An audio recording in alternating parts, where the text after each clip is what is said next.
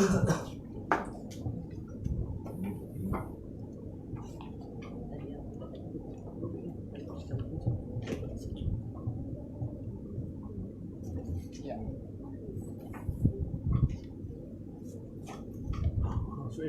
Sakit.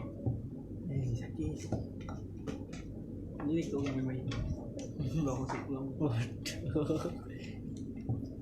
Jatuh itu dia.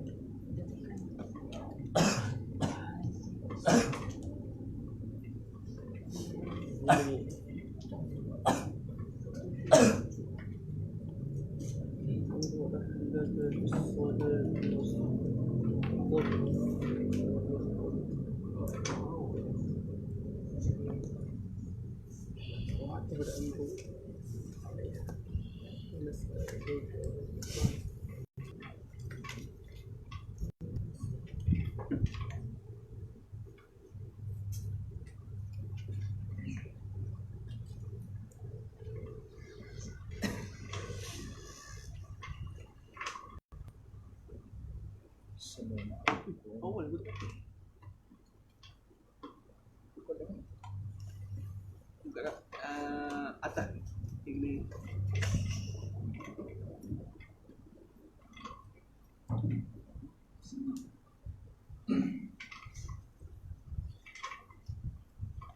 Assalamualaikum warahmatullahi wabarakatuh.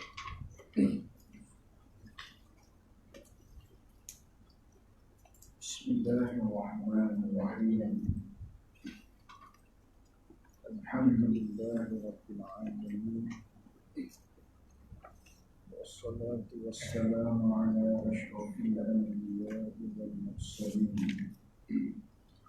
Sayyidina wa maulana Muhammadin sallallahu alaihi wasallam. Allahumma anna al-haqqa haqqan warzuqna ittiba'ah wa anna al-batilan batilan warzuqna ijtinabah. Allahumma faqqihna fid-din wa 'allimna ta'wilah.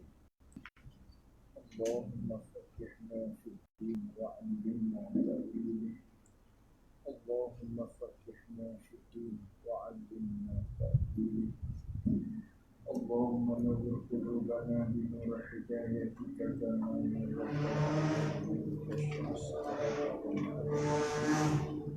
rahmatika ya arhamar rahimin. Allahumma shalli wa sallim ala sayyidina wa maulana Abu Muhammad Nur.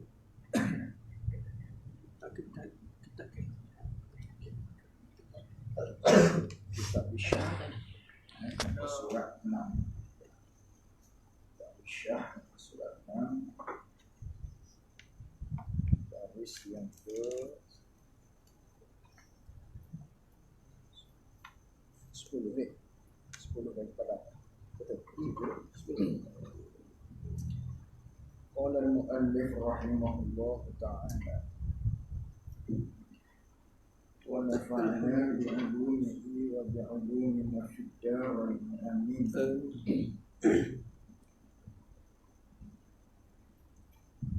Dan sabda Nabi sallallahu alaihi wasallam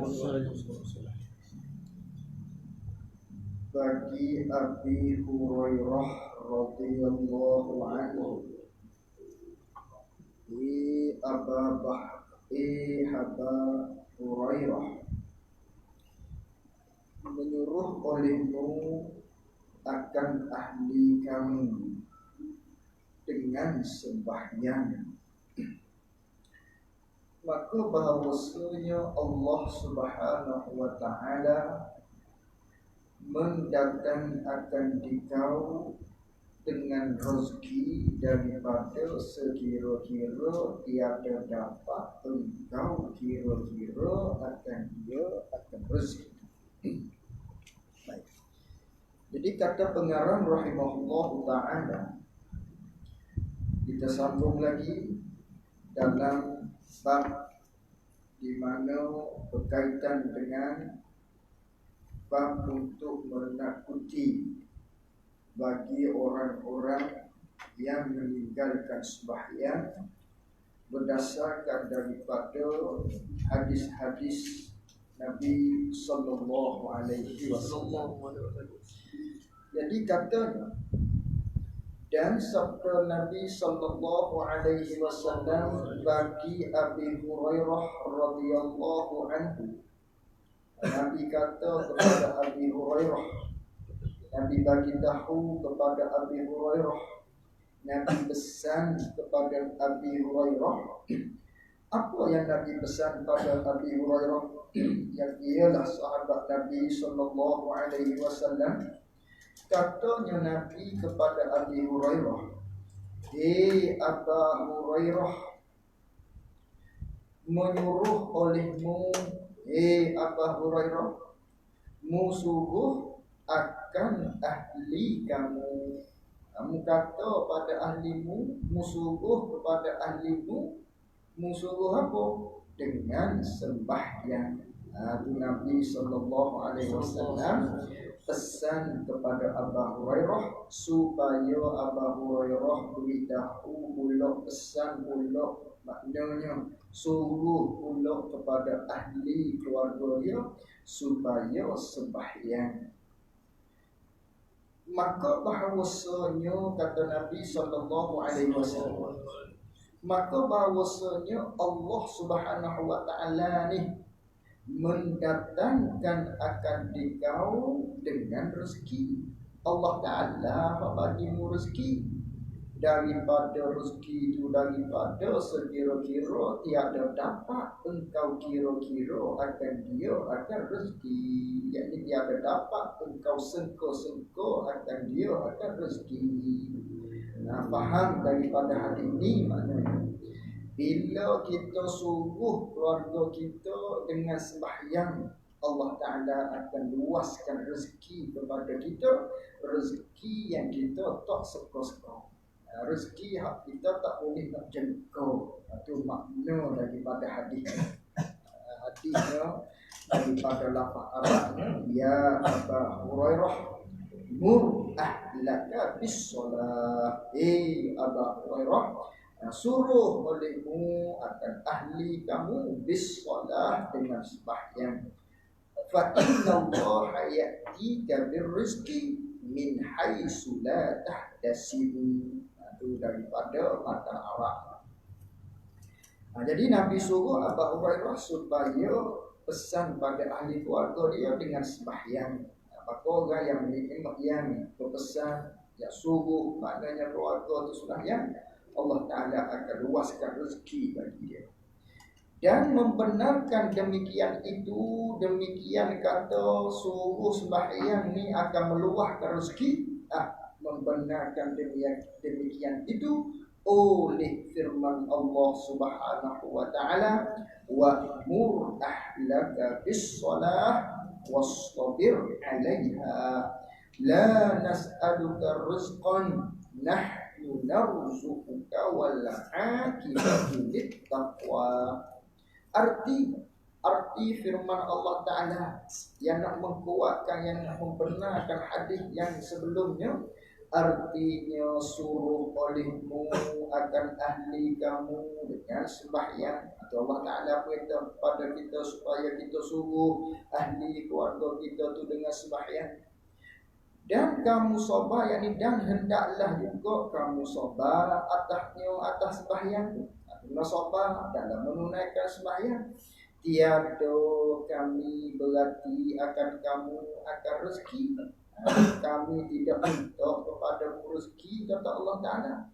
Bahkan kamilah yang memberi rezeki akan kamu. Aku tak minta rezeki daripadamu. Bahkan kata Allah Ta'ala, kamilah yang memberi rezeki akan kamu. Dan syurga itu, dan bermula syurga itu bagi orang yang takut akan Allah Ta'ala, yakni bagi orang yang bersifat takut akan Allah. Itu syurga bagi orang yang takut pada Allah. Maka fahamnya, tak sembahyang, orang itu tak takut pada Allah. Faham daripadanya, tidak ada syurga baginya. Dengan maknanya tak masuk syurga tu dengan bahawa dengan dikira-kiranya amalan tadi tu tak buat maka masuk dalam neraka dulu. Tapi manakala ada iman masuk dalam syurga Allah Subhanahu wa taala. Tu Allah Taala suruh kita pesan, maknanya wajib kita bagi tahu pesan suruh ahli keluarga kita dengan sembahyang. Wajib kita kena suruh.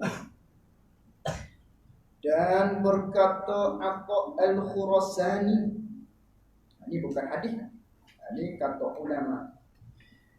Dan berkata Atha al-Khurasani, tiada daripada hamba yang sujud ia hamba bagi Allah Ta'ala. Tiada daripada hamba yang sujud situ dengan makna sembahyang lah. Itu sujud tu perbuatan sembahyang. Basuh pada sujud dengan makna sembahyang. Kata Atha al-Khurasani, kata dia tiada daripada seorang hamba tu hak sujud ia hamba sujud bagi Allah, yang ni sembahyang dia kepada Allah Ta'ala, buat ibadat pada Allah yang ialah sembahyang. Dia sujud tu satu sujud pada satu tempat daripada segala tempat bumi. Tiada daripada hamba yang sujud ia Allah bagi Allah Ta'ala, ia hamba bagi Allah Ta'ala. Tiada satu sujud, yakni satu sembahyang daripada tempat pada satu tempat. Tempat mana? Tempat daripada segala tempat bumi, yakni tempat daripada segala tempat pada permukaan bumi, gitu makna.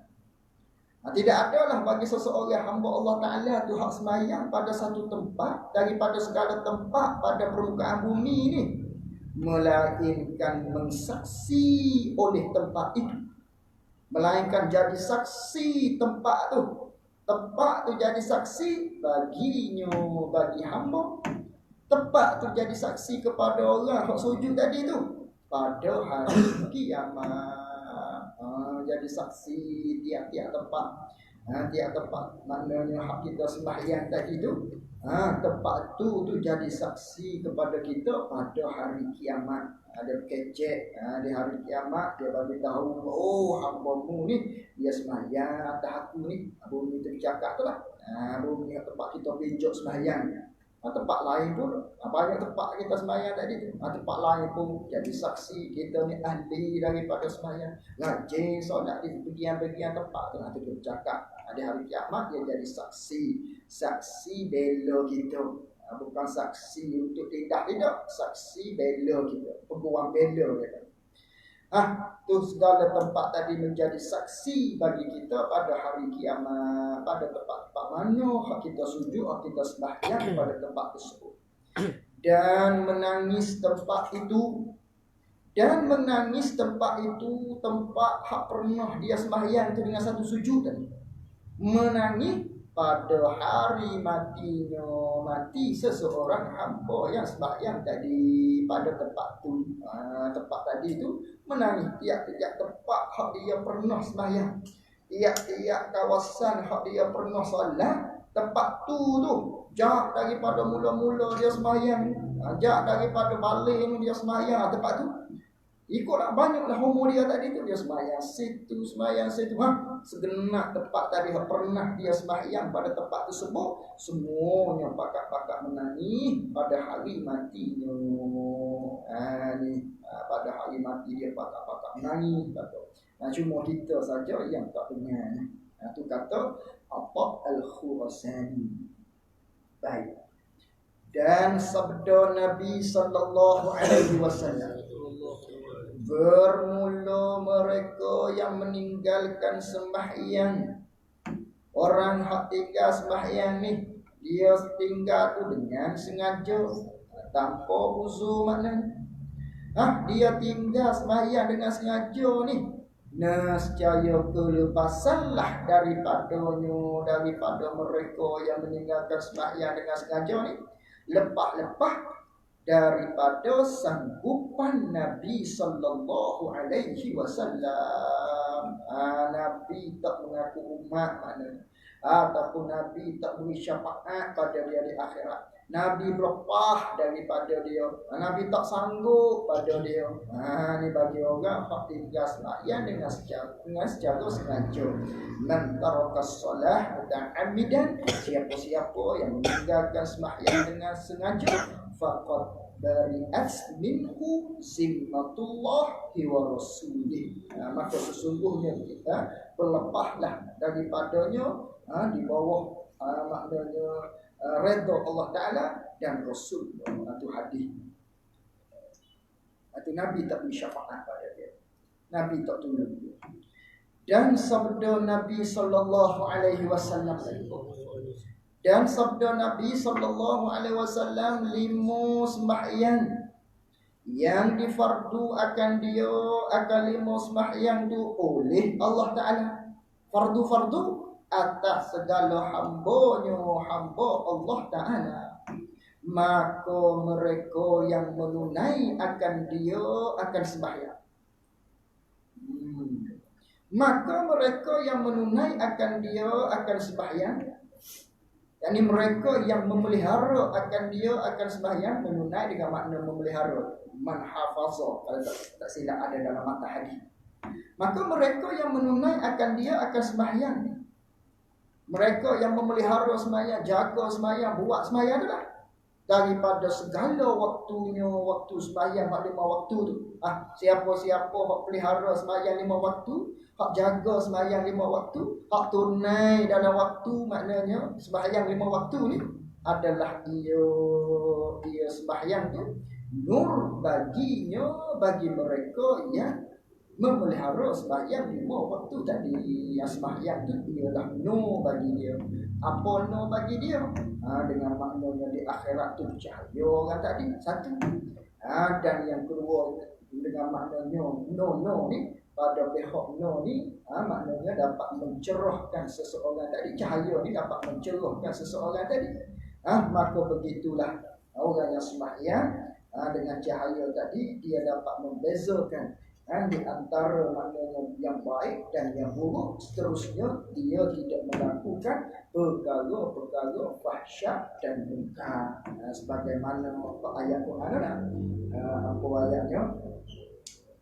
Innas solah tanha innas solah tanha innas solah tanha 'anil fahsya'i wal munkar. Betul. Sesungguhnya solat itu mencegah seseorang daripada buat perkara fahsyat dan perkara munkar. Atau orang yang memelihara sembahyang dijaga oleh Allah, dia akan terpelihara daripada buat perkara fahsyat dan munkar. Tapi tiba-tiba kita sembahyang tu tak lagi tinggal pula. Tapi sembahyang kita tadi itu tidak dapat mencegah daripada perkara fahsyat dan munkar. Maka kerana itu kita kena pilih ayat-ayat ini, ayat Quran seumpama tadi itu, dia bagi ayat neraca kepada kita. Ayat untuk kita tadi ambil ayat tu padukan kepada diri kita. Kerana Allah Ta'ala mustahibuhu, Allah Subhanahu Wa Ta'ala mustahib lahu. Sedangkan Allah Ta'ala kata sesungguhnya sembahyang tadi dapat mencegah seseorang daripada buat perkara fahsyat dan munkar, buat perkara jahat-jahat. Tiba-tiba kita sembahyang dah, Allah Ta'ala kata orang yang sembahyang takkan buat lagi benda fahsyat munkar. Tiba-tiba kita sembahyang tapi buat perkara fahsyat dan munkar. Adakah ayat tu bohong? Tidak, mustahil kalau Allah Ta'ala bohong. Maka tak kenanya di kita. Di kita tak kena. Maka kena puasa. Di mana tempat tak kena tu? Mungkin pada syaratnya tak kena. Mungkin pada hukumnya tak kena. Mungkin pada hatinya tak kena. Kena cek tengok semua sekali. Kerana apa? Kerana apa sembahyang dah. Tapi dengan sembahyang tadi tak dapat cegah kita daripada buat perkara fahsyat dan munkar. Itu kena tuju, kena ambil ayat tadi, letak diri kita bikin. Itu panggil ayat untuk kita meneracakan diri kita.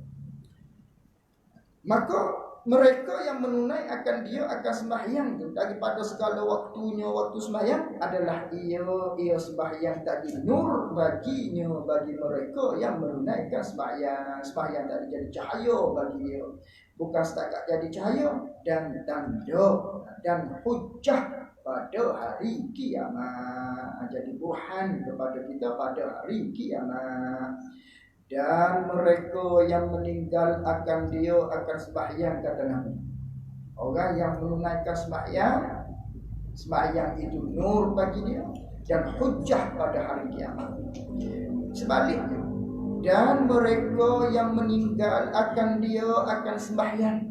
Sebaliknya, orang hak tak sembahyang pun, yang meninggalkan sembahyang pun diseksa akan dia akan mereka yang meninggalkan sembahyang, seksa serta dengan Fir'aun dan Haman. Diseksa dia bersama-sama dengan Fir'aun dan juga Haman. Fir'aun kita maklumlah, Haman itu ialah Perdana Menteri dia. Dan tersebut pada hadis yang panjang. Dan tersebut pada hadis yang panjang bahawasanya, ada di titik sampai habis itu tu. Dan tersebut pula pada hadis yang panjang bahawasanya turun oleh Jibril atas Nabi sallallahu alaihi wasallam. Malaikat Jibril pada satu hari turun, maknanya kepada Nabi kita sallallahu alaihi wasallam. Dan kata malaikat Jibril alaihi salam kepada Nabi kita sallallahu alaihi wasallam, ya Muhammad, tiada diterima Allah, yakni tiada diterima oleh Allah, tiada diterima daripada orang yang meninggalkan sembahyang. Tak diterima oleh Allah Ta'ala daripada orang hak tak sembahyang ni, tak diterima akan puasanya, yakni akan pahala puasa seseorang. Fahamnya dia sembahyang, apa ni dia puasa, cuma dia tak sembahyang. Orang tak sembahyang ni walau dia puasa dia tu tak diterima, yakni tak dapat pahala daripada Allah Subhanahu wa taala. Ini tu orang yang tak sembahyang, pahala puasanya tak dapat. Dan tiada diterimakan sedekah orang yang tak sembahyang. Yang ni pahala sedekahnya, kena kait gitu. Tiada diterimakan sedekahnya, yakni tiada diterimakan pahala sedekahnya. Dan tiada diterimakan hajinya, yakni pahala hajinya. Dan tiada diterima amalnya, amal orang yang tak sembahyang. Dan tiada diterima zakatnya, zakat bagi orang yang meninggalkan sembahyang. Itu maknanya balasan orang yang tak sembahyang ni. Jangan ada dalam rumah kita. Pastikan keluarga kita masing-masing itulah hak kecil ni. Hak dua ada dalam bilik. Hanya 2 biji dan 2 bilik. Berapa orang sangat dalam rumah kita. Itu jangan pastikan. Jangan ada orang yang tak sembahyang. Itu orang tak sembahyang. Satunya syafaat Nabi tak dapat. Kemudian dia puasa, dia sedekah ke, dia haji ke, ataupun ikutlah tiap-tiap amal ibadat dia buat, tak dapat pahala daripada Allah Subhanahu wa taala lantaran dia ni orang yang meninggalkan sembahyang, besar sembahyang. Kepala ibadat ialah sembahyang. Tiang-tiang bagi agama itu ialah sembahyang. Dan orang yang meninggalkan sembahyang itu, kata malaikat Jibril lagi kepada Nabi kita, dan orang yang meninggalkan sembahyang itu dilaknat akan dia, akan orang yang meninggalkan sembahyang. Alhamdulillah. Laknat-laknat di dalam Taurat dan Injil dan Zabur dan Furqan. Furqan itu nama bagi Quran lah. Salah satu daripada nama Quran. Itu terdapat dalam kitab Taurat laknat bagi orang tak sembahyang. Injil pun sama, dalam kitab Zabur pun sama, dalam kitab Quran pun sama. Semuanya melaknat orang yang tidak sembahyang. Laknat-laknat ni jauh daripada rahmat Allah. Itu ada dan satu lagi. Lepas daripada Furqan tu ada dan.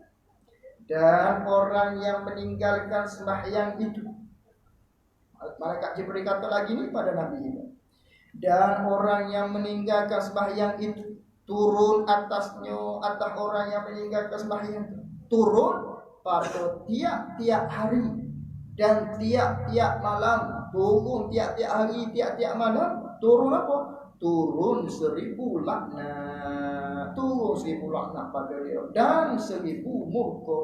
Turun pada dia 1000 kemarahan Allah Subhanahu wa taala pada dia. Laknat jauh, laknat 1000 murka. Turun tiap-tiap hari, tiap-tiap malam.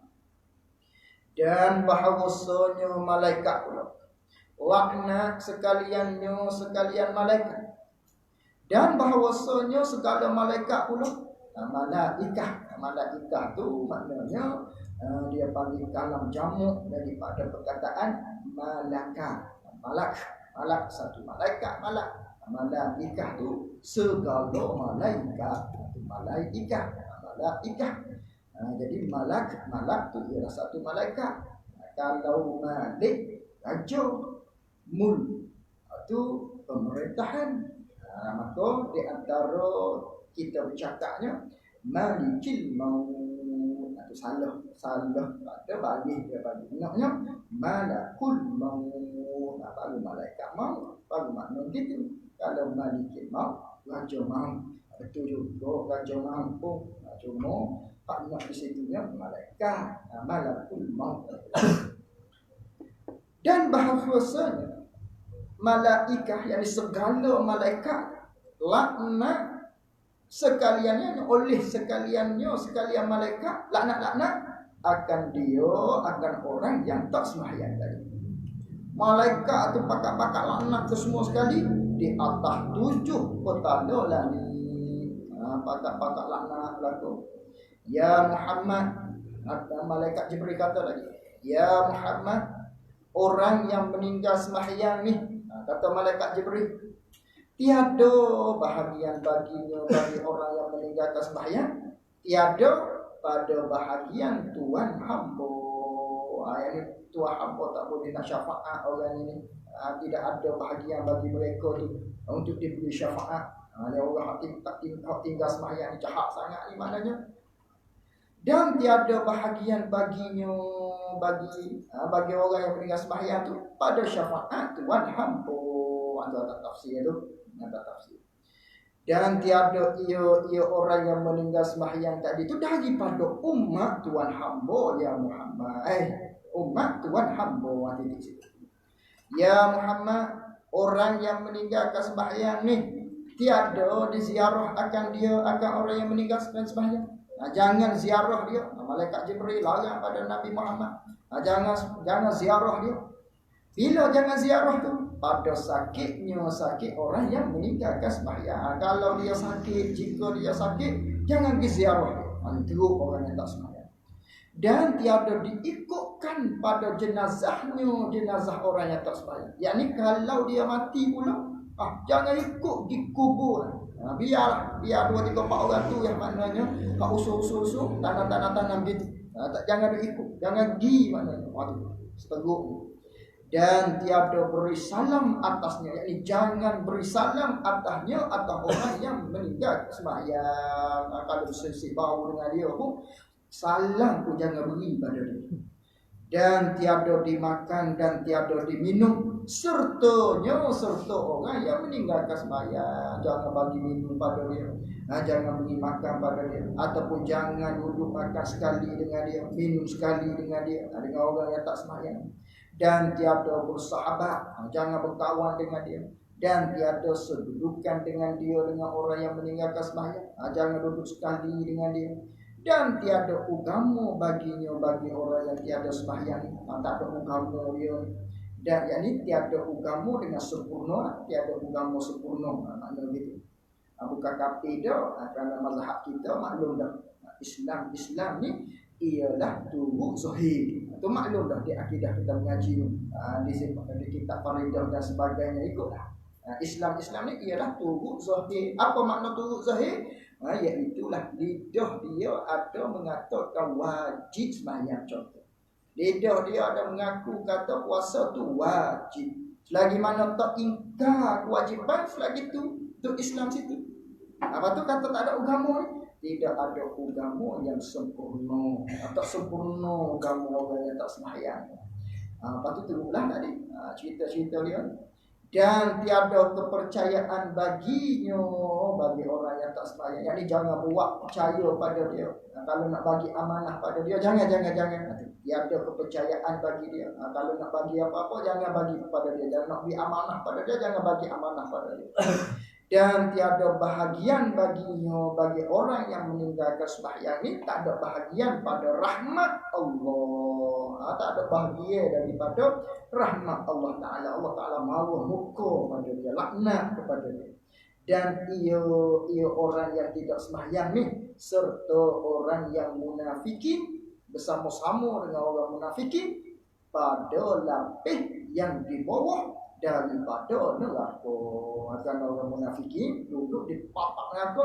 Maka orang yang tak sembahyang duduk bersama-sama dengan orang munafik di papak neraka sekali, di lapis yang paling bawah daripada neraka. Bermula orang yang meninggalkan sembahyang. Habis. Bermula orang yang meninggalkan sembahyang, digandakan baginya, bagi orang yang meninggalkan sembahyang, diganda azab. Silap. Bermula orang yang meninggalkan sembahyang, digandakan baginya, bagi orang yang meninggalkan sembahyang tu azab. Ganda-ganda dengan dua ganda. Dengan dua kali ganda lah azabnya. Dan datang ia orang yang meninggalkan sembahyang tadi pada hari kiamat.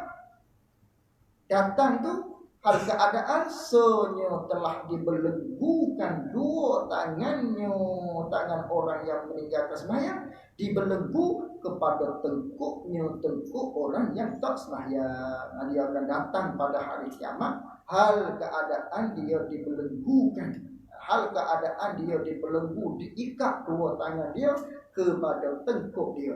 Mari di hari kiamat dalam keadaan itu, tangan dia diletakkan di atas tengkuk dan dibelenggu, diikat di atas tengkuk.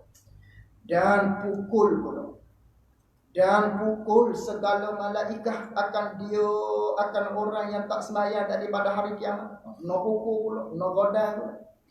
Dan dibukakan baginya, bagi orang yang meninggalkan sembahyang itu dibuka neraka Jahannam. Mana kalau dibuka neraka Jahannam pada dia, maka masuk ia orang yang meninggalkan sembahyang ni masuk pada pintu neraka. Dia masuk tu seperti anak panah. Yang ni seolah-olah seperti anak panah, nisbah pada cepatnya masuk. Tengok tu dalam neraka dah. Tu cepat anak panah ni, mana kalau kita tarik kan, pergi pada tempat tuju tu cepat. Maka begitulah orang hak tiap sembahyang masuk dalam neraka cepat. Tengok tu dalam neraka dah. Tu cepat orang yang tak sembahyang. Maka turun ia orang yang tak sembahyang itu atas kepalanya. Yang ni apa makna? Maka turun ia orang yang tak sembahyang atas kepala, yakni turun kepala dulu. Turun kepala dulu, kaki duduk atas. Itu maksud. Turun, yakni turun hal keadaan kepala dulu, kaki duduk di atas. Turun tu pada korun, yakni pada tempat di mana ada korun dan haman. Mana tempat korun dan haman ni? Pada lapis yang ke bawah, pada lapis yang paling bawah daripada neraka. Makanya dia bagi tahu tadi, orang yang tak sembahyang bersama-sama dengan Fir'aun dan Haman. Dan juga Korun, ada hadis satu lagi yang 3. Korun, Fir'aun, Haman. Maka orang yang tak sembahyang ni duduk di bawah neraka, paling patak sekali, paling bawah sekali, bersama-sama dengan Fir'aun, Korun dan juga Haman. Itu keji orang yang tak sembahyang. Titik situ. Hadis lain.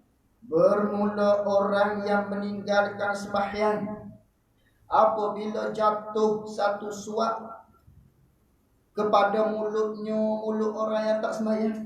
Yakni apa makna jatuh satu suap kepada mulutnya? Yakni apabila masuk satu suap makanan di dalam mulutnya.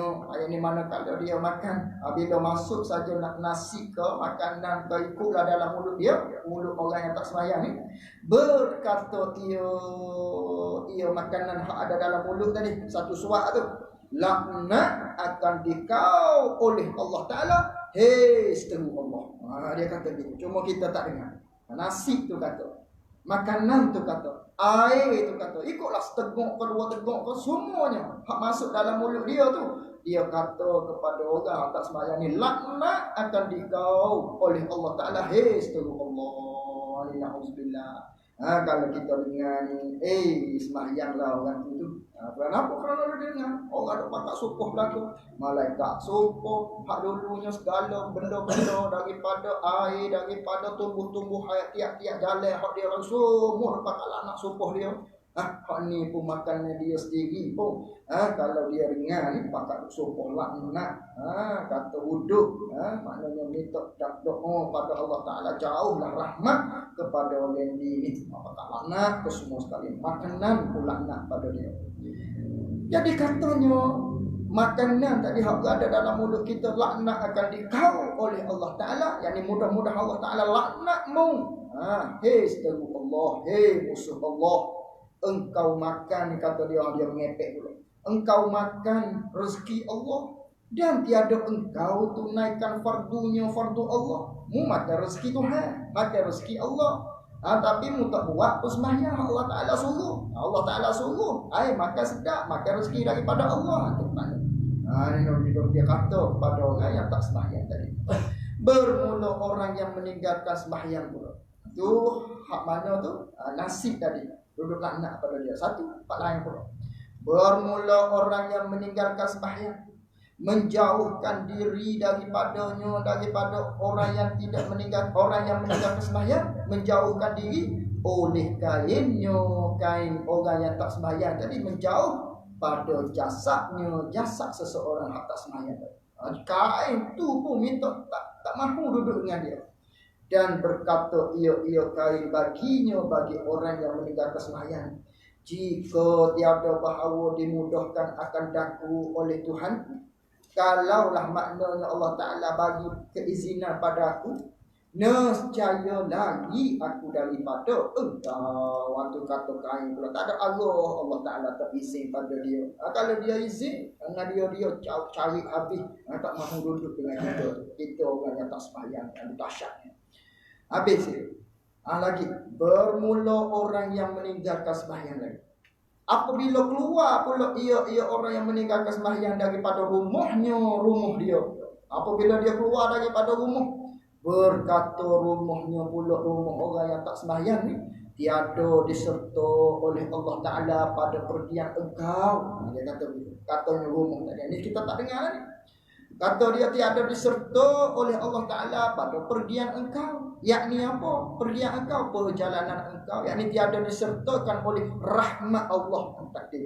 Tiada disertakan oleh Allah Ta'ala, yakni akan rahmat Allah Ta'ala pada pergian engkau. Yakni pada perjalananmu manakala keluar daripada rumah ni. Itu sopohnya rumah pada kita orang yang tak sembahyang. Tak ada rahmat Allah kalau kita keluar. Tak ada rahmat Allah.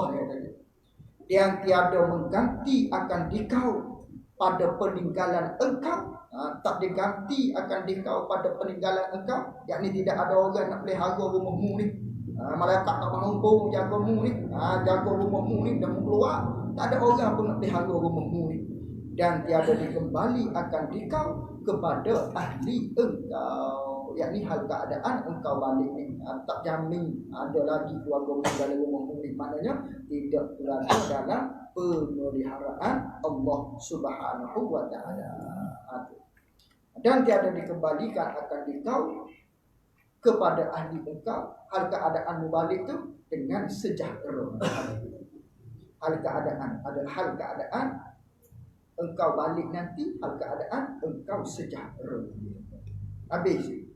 Bermula orang yang meninggalkan sembahyang, dilaknat akan dia atau orang yang meninggalkan sembahyang ni pada masa hidupnya dan kemudian daripada matinya. Berkata Imam Sya'rani di dalam kitab Wallahu a'lam wa ilmuhu wa atam.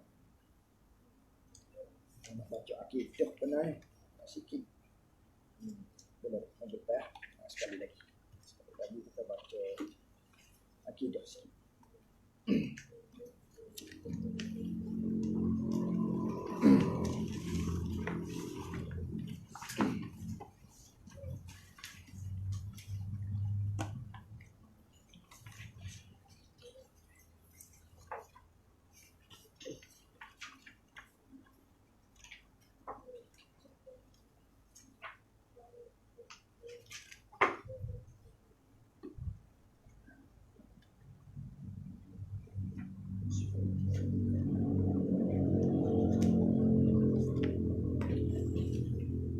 surat.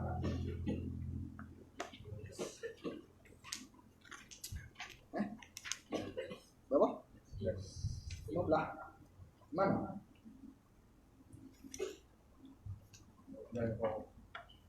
Dua belah.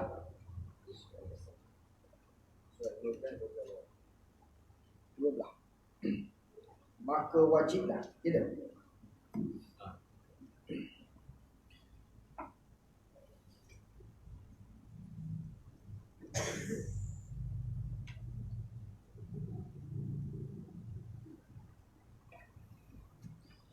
Qala al-mu'allif rahimahullahu ta'ala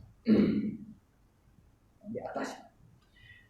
Dan lagi sabda Nabi sallallahu alaihi wasallam, tiada mendapati akan Allah Ta'ala oleh seseorang dengan dosa yang terlebih besar daripada dosa yang jahil segala isi rumahnya, rumah bagi seseorang tadi.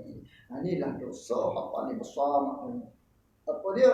Iaitulah kita biarkan, di antaranya kita biarkan anak isteri kita tadi dalam keadaan jahil, tak erti nisbah ilmu fardu ini besar. Lagu tu ini dosa besar maknanya.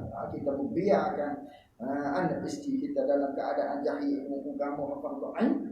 Tak kala tu maka wajiblah gitu. Maka wajiblah atas suami, yakni wajiblah pada syarak atas suami. Wajib apa? Tekanan pada syaraknya kepada kita yang bergelar suami, mengajar ia suami akan isterinya, isteri bagi suami tadi. Wajib mengajar akan segala iktikad. Wajib kena ajar iktikad, wajib wajar akidah pada siapa? Pada isteri kita. Bukan sekadar maknanya wajib atas kita nafkah, maknanya daripada waring kita, tempat tinggalnya, makan minumnya saja, tidak. Bahkan wajib juga di antaranya ke atas kita suami ni. Allah Ta'ala tekan, syarat tekan kita supaya kita mengajar segala isteri kita tadi, ajar ilmu berkaitan dengan akidah. Ajar dia wajib. Wajib kita mengajarkan segala i'tiqad. I'tiqad mana wajib ajar tu? I'tiqad ahli sunnah wal jamaah. Tapi wajib ajar pun ahli sunnah wal jamaah. Fahamnya kalau kita ajar i'tiqad selain daripada ahli sunnah wal jamaah, ajar dia dengan i'tiqad salah, dosa balik kita tu maknanya ajar dia salah. Dosa maknanya benda tu pun i'tiqad salah. Bertambah-tambah dosa untuk sepanjang masa. Dosa kita untuk heret isteri kita, ataupun untuk ajar isteri kita pada ilmu-ilmu, maknanya akidah bukan daripada ahli sunnah wal jamaah. Kerana i'tiqad ni benda, i'tiqad senantiasa berada dalam hati kita, menjadi satu pegangan pada kita, maka senantiasa berdosa. Wajibnya i'tiqad ahli sunnah wal jamaah. Apa i'tiqad ahli sunnah wal jamaah? Daripada segala yang wajib bagi Allah Ta'ala. Apa i'tiqad tadi kita kena ajar tu? Daripada segala yang wajib, yakni daripada segala sifat-sifat yang wajib bagi Allah Ta'ala kena ajar. Dan yang mustahil atasnya atas Allah Ta'ala kena ajar. Dan yang haruh padanya pada Allah Ta'ala wajib kita ajar. Ini benda akidah ni, maknanya kita tak nampak nak tengok. Wajib kita ajar pada dia. Wajib ajar sifat-sifat wajib bagi Allah. Wajib kita ajar maknanya sifat mustahil atas Allah dan haruh pada Allah. Dan barang dan wajib pula menyatakan, yakni wajib pula kita ajar pada dia segala aqidatul iman, yakni segala simpulan-simpulan iman. Apa simpulan-simpulan iman? Yakni daripada rukun-rukun iman yang 6 perkara tu lah. Berkaitan dengan Rasul, berkaitan dengan hari kiamat, berkaitan dengan qada, berkaitan dengan malaikat. Itu semua dalam kitab akidah tu lah. Wajib kita ajar kepada dia. tak semesti dengan jalan kita, dengan bagi tahu maknanya pada dia sambil-sambil duk gosok baju dan sebagainya. Iyalah tu. Bukan secara kita, tak semesti. Kalau ada kita, kena cara kita gitu. Pokoknya kena ajar pada dia semua. Bab akidah kena ajar pada dia. Dan demikian lagi wajib atas suami. Wajib apa? Mengajar hukum sembahyang. Tadi bahagian akidah. Wajib kena ajar segala simpulan iman. Itu buku akidah. Ini buku ibadat zahir. Dan demikian lagi serupa itulah wajib kita ajar segala i'tiqad tadi. Demikian lagi maknanya serupa tu jugalah wajib atas suami tadi. Wajib mengajar hukum sembahyang, hukum hakam berkaitan dengan sembahyang. Wajib kita kena ajar. Ini ibadat zahir dia panggil. Wajib kena ajar dia hukum sembahyang dan barang sebagainya daripada hukum sembahyang. Apa barang sebagainya daripada hukum sembahyang? Daripada segala yang halal dan yang haram. Daripada perkara-perkara yang halal dan yang haram. Banyaklah hukum puasa, bab puasa dan sebagainya masuk hadis itu. Wajib kita kena ajar pada dia. Contoh pada kata benda haram ni, seperti wajib kita ajar pada dia nya, suruh dia meninggalkan mengumpat-ngumpat. Jangan bagi dia mengumpat, bagi tahu pada dia mengumpat ni, jangan, tak boleh, haram di sisi syarak. Itu wajib kita tegur bakal tu, wajib kita ajar dia tu. Dan mengadu-ngadu, jangan pelagor orang, kena ajar dia. Mengadu-ngadu tu apa? Itu dalam ilmu tasawuf apa semua tu. Dan memelihara segala najis, wajib kita ajar dia cara nak pelihara, nak jaga daripada najis-najis. Dan segala hukum membasuh najis. Kerana baliknya perempuan lah, basuh baju kita, basuh najis ada di kita, ada di baju kita dan sebagainya. Maka wajib ke atas kita suami ajar ke semua sekali. Wajib ajar.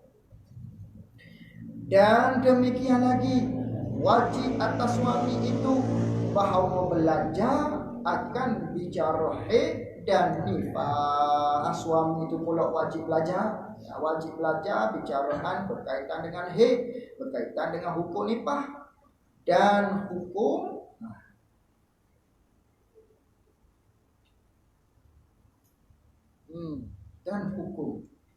kata gua.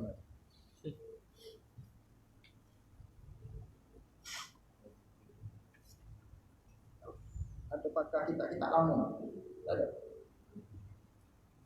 Situ nanti dulu, tawakuf dulu, dan hukum juga. Kita lihat orang dan hukum. Dan demikian lagi wajib atas suami itu bahawa belajar, wajib ke atas kita suami ni pula belajar akan bicaraan haid dan nifas dan hukum atau dan hukum itu keluar masalah. Maknanya dan nifas titik situ dulu. Wajib kita belajar bab haid, wajib kita belajar bab nifas. Bukan ada di kita haid, bukan ada di kita nifas ni, ada di perempuan. Cuma wajib kita kena belajar dia kerana kita nak ajar dia. Itu sebabnya kerana kita kena ajar dia. Wajib kena ajar dia bab haid, bab nifas. Lalu tu wajib ke atas kitanya untuk belajar haid dan nifas. Adapun kalau kita tak mahu belajar juga, maknanya ketika tu wajib suruh dia. Wajib suruh dia keluar. Sekira-kira kata wajib kita kena belajar bab haid, bab nifas ni. Ni sekira-kira kalau maknanya kita tak mahu izin dia untuk keluar daripada rumah untuk belajar ilmu ni. Sekira-kira kita tak mahu izin, maka wajiblah kita belajar untuk kita sampaikan pada dia. Tapi kalau kita izin dia untuk belajar bab ni, ketika tu tak wajib kita belajar haid nifas ni. Tak wajib dah. Dan demikian lagi wajib atas suami itu bahawa belajar akan bicara haid dan nifas. Dan manakala kita wajib belajar, manakala kita belajar bicaraan haid dan nifas ni, dan wajib pula ia suami tadi mengajar yang demikian itu, demikian hukum haid dan juga nifas tu, wajib dia mengajar. Manakala dia belajar, dia pandang akan isterinya, dia pun wajib kena ajar isteri dia. Dan wajib pula mengajar kepada isteri dia tadi bagi mandi janabah. Kena ajar dia cara-cara mandi janabah. Kat junub mengangkat hadas besar. Dan mandi haid, masuk sekali dah tu. Dan nifas dan wiladah, wajib kita kena ajar dia. Mandi junub, mandi haid, mandi nifas dan mandi wiladah, masuk sekali semua. Dan setengah daripada yang wajib atas suaminya, dan setengah daripada yang wajib atas suaminya. Ini kita duk bicara bab apa ni? Kita bicara bab kebinasaan bagi kita suami ni.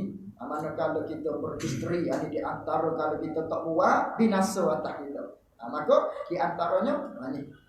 Dan setengah daripadanya yang wajib atas suaminya itu, wajib mengajar ia suami akan isterinya itu apabila putus darahim. Itu wajib mengajar. Ini dia awak mari hukum sikit, dia selitkan hukum pada kita bab haid. Dia selitkan sikit. Dan setengah daripada yang wajib atas suaminya mengajar ia suami akan isterinya itu, wajib dia ajarnya apa? Apabila putus darah haid. Apabila putus darah haid, putus dahulu daripada waktu maghrib. Putus tu sebelum daripada masuk waktu maghrib. Putus sebelum daripada masuk waktu maghrib itu, putus sekira-kira luluh takbiratul ihram, yakni sekira-kira dah. Dulu maknanya dah sempat. Sekira-kira sempat takbiratul ihram, yakni sempat takbiratul ihram untuk solat asar. Tak dia. Ini wajib kita ajar. Wajib kita ajar pada isteri kita dalam masalah haid, nifas. Ini kalau kira-kira dalam bab fiqh ni. Cuma dia selit sini sikit. Dia selit pada kita sikit. Wajib kita ajar pada isteri kita apabila dia putus haid, kering haid dia, cek dengan kapal, keluar putih maknanya. Lalu tu putus dah maknanya haid dia. Manakala begitu, putus darah haid tadi tu bila? Dahulu daripada waktu maghrib, sebelum daripada masuk waktu gharib, sebelum daripada azan maghrib. Putus tu pula sekira-kira sempat takbiratul ihram, yakni sempat takbiratul ihram untuk perempuan tadi solat asar. Waktu maghrib tak habis lagi, maka putus ni. Waktu maghrib tak habis lagi. Waktu maghrib tak masuk lagi. Lalu tu putus darah haid dia. Sekira-kira kalau kita angkat takbiratul ihram untuk solat asar tu, sempat dia masuk dia. Maghrib tak masuk lagi. Tapi jangkaan nak masuk dengan maghrib tu, kalaulah kita takbiratul ihram perempuan tadi untuk solat asar tu, sempat tu. Tak lama takbiratul ihram ni. Dia 4 saat ya. Allahu Akbar. Katakan 5 saat. Baru azan. Itu sempat maknanya dia untuk takbiratul ihram bagi solat asar. Tapi kerana apa tak sempat? Kerana kena bersiap dulu, kena mandi dulu, kena maknanya akad hadah dia tadi, kena bersiap-siap, ambil air semayang dan sebagainya, baru boleh semayang. Lalu tu tak sempatlah dia. Maghrib asar tadi berlalulah di dia azan maghrib. Tu kira-kira kalau putus tadi, kalaulah sempat dia akad takbiratul ihram, kalau sempat, kira-kira kalau sempat, maka wajib ia isteri tadi, wajib kita ajar pada dia, maka wajib ia isteri tadi wajib mengqadhakan sembahyang zuhur dan asar. Wajib dia kena sembahyang zuhur, wajib dia kena qadha sembahyang zuhur, dan wajib dia kena qadha sembahyang asar. Sekarang waktu maghrib dah, maka dia sembahyanglah waktu maghrib tu. Lepas sembahyang maghrib ni hak dia tinggal tadi zuhur tu, kalau kira-kira haid lagi. Asar tu kalau kira-kira haid lagi, tapi asar ni dia berhenti tadi tu di waktu asar kira-kira hampir dah pada maghrib. Tak masuk maghrib lagi. Maghrib tak masuk lagi. Tapi dia berhenti tu sikit lagi nak masuk maghrib. Sekira-kira sikit lagi nak masuk maghrib itu ialah pada dia sempat dengan takbiratul ihram. 5 saat Allahu akbar. Kalau dia angkat takbir tu sempat. Lalu tu azan maghrib. Tu pun asa wajib qada dan juga zuhur wajib qada. Kerana apa zuhur wajib qada? Kerana zuhur dengan asar ni waktu boleh jamak. Waktu boleh jamak dalam kosan lah. Waktu dia panggil satu waktu tu. Maka sebab itulah zuhur asar kena sembahyang. Kalau kira-kira asar saja tapi dok zuhur guna juga. So, dan manakala putus darahid itu, tapi kalau luah lagi waktu tu tak kena bercakap lah. Kalau luah lagi waktu, maknanya waktu asar baru azan. Habis asar tu maknanya kena sembahyang tunai. Zuhur qada itu maksud. Ni sekira-kira maghrib sikit lagi nak sampai.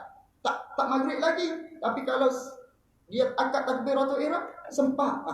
Hak sempat tu maknanya kena qada asar, kena qada zuhur. Kenapa dia tak sembahyang lalu? Kerana dia kena mandi wajib dulu. Dia kena bersiap-siap dulu. Maka tertinggal asar tadi. Sekarang sudah masuk waktu maghrib dah. Maka maghrib tu sembahyang tunai, asar, zuhur, waktu kena qada. Tapi kalau berhenti di waktu asar, azan asar ataupun di tengah-tengah pertengahan asar, maghrib tu lambat lagi, sekira-kira mandi apa semua sempat sembahyang asar. Manakala sembahyang asar, zuhur tu wajib qada. Itu maksud dia. Nampak tak dia? Ni dia akan cerita. Ni dalam kitab Wisah kita ni insya-Allah. Ni dia mari sikit ni. Dan manakala putus darahid itu pun dahulu daripada waktu subuh, yakni sebelum daripada masuk waktu subuh. Kalau berhenti darah itu pula sebelum daripada masuk waktu subuh, sekira-kira berhenti tu darah tadi tu, sekira-kira berhenti dulu takbiratul ihram, yakni untuk solat isya. Kalau berhenti darah itu pula sebelum masuk waktu subuh, sekira-kira subuh tu maknanya pukul 5.40 contoh. 5.40 subuh, azan subuh. Payah 5.45 waktu subuh. Tadi tu berhentinya 5.45 5.44 55 saat. Gitu. 5 saat lagi nak azan subuh. 5 saat tu kira-kira dulu tu takbiratul ihram untuk sembahyang isyak. Tapi kerana apa dia tak sembahyang isyak? Walaupun putus dah, kerana nak bersiap-siap lah dulu, kena mandi wajib apa semua. Tiba-tiba azan waktu subuh, isyak tu kena qada. Hak subuh tu maknanya dia sembahyang tunai. Hak isyak tu kena qada, hak maghrib tu kena qada. Maka wajib atasnya atas isteri tadi qada sembahyang maghrib dan isyak. Kalau sembahyang isyak tu luah lagi waktu isyak, tu tak kena bercakap lah. Sembahyang isyak, mandi-mandi apa semua, bersiap ambil pakai baju apa semua, sembahyang isyak, hak maghrib tu kena qada. Tapi sekira-kira kalau luluh tu untuk takbiratul ihram, lepas tu azan subuh, setahun tu pun wajib lagi isyak tadi. Wajib lagi kena qada isyak dan juga maghrib. Tu nampak? Ini wajib kita kena ajar dia. Walhasilnya ini masalah khilaf. Ini. Tapi dan apabila mengajar oleh suaminya, dengan segala hukum yang tersebut itu, apabila suami diajar segala hukum tadi, daripada hukum sembahyang, iktikaf, haid, nifas, mandi wajib apa semua sekali lah, apabila mengajar oleh suaminya dengan segala hukum yang tersebut itu, maka tiadalah harus bagi isteri itu keluar mana? Keluar kerana belajar. Tak boleh dah, haram dah bagi isteri untuk keluar kerana belajar. Yang demikian itu, demikian segala iktikaf, ala haram, nifas, apa lagi segala ilmu fiqh, ilmu tasawuf tadi, fardu ain tadi, tak harus dah dia keluar. Kerana apa? Kerana suami dia boleh ajar. Dan jika tiada ia suami mengajar akan yang demikian ini. Sebaliknya kalau suami dia tak ajar, maka haruslah bagi isteri itu keluar. Harus suami itu keluar kalau isteri suami itu tak ajar. Walau suami itu pandai, suami itu pandai tapi tak ajar, harus bagi isteri itu keluar. Harus keluar. Yakni bahkan, tetapi yakni bahkan wajib pula keluar isteri tadi, maka haramlah atas suaminya, suami bagi isteri yang nak keluar tadi.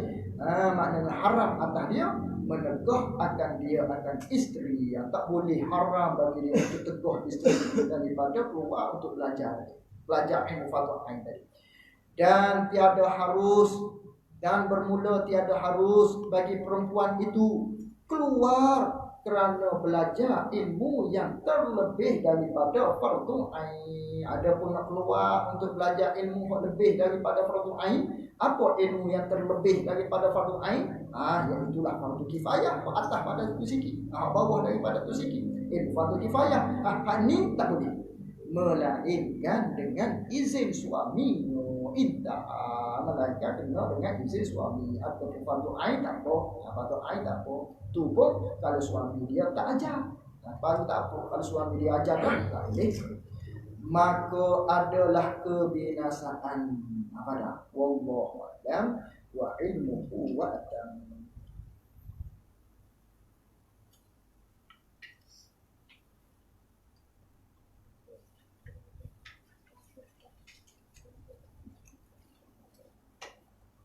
Allah.